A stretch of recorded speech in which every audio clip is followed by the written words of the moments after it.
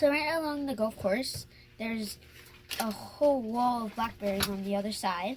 So I went there and got a full bowl. And on the way back, there was this RV, and right there was big juicy ones that were pretty big, so I had to stop and overflow it. Traveling, exploring, and learning on the road. Fun Family Road Trip. All right, we are getting packed up and we're ready to go. Time for another Road Ready Campground review. Today we're coming from LeConner 1,000 Trails RV Camping and Resort or something in LeConner, Washington. This is a 1,000 Trails park. It's a part of our 1,000 Trails plan. So we were able to book relatively short notice and it didn't cost us anything additional other than our dues.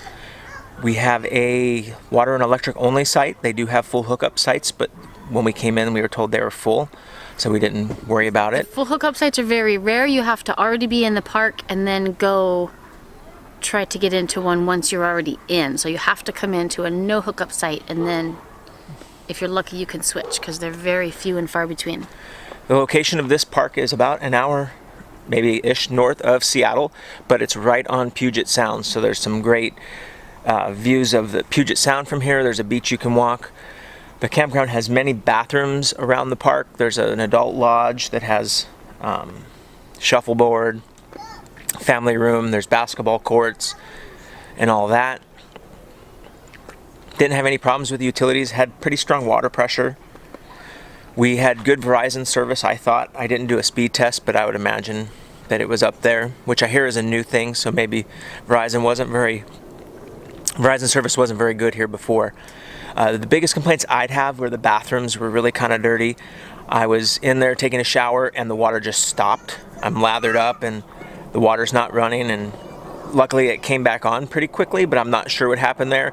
And there were cigarette butts on the counters and just garbage on the floor, and one of the toilet urinals had backed up and they hadn't cleaned it. The log sheet looks like it was, the one in the men's room hadn't been signed for a month. The one in the women's room, I used the bathrooms only once. I took a shower right after the cleaning people had been in there. The best I can tell, they just sat around gossiping because nothing was cleaned in there. It was out of toilet paper in a couple of the stalls. And their log sheet had a date. It was also had space for a time and a signature, but it just had scribbles. And so it's not really getting cleaned.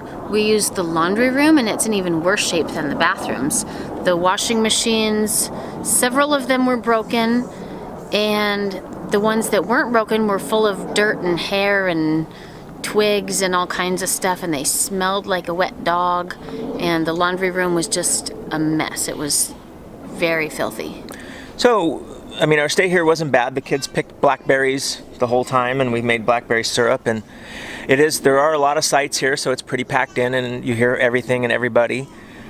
But it is a pretty nice place. The beach is really nice. They've got some playgrounds. There's a couple different playgrounds, and so the kids had a great time playing. The place is surrounded in blackberry bushes.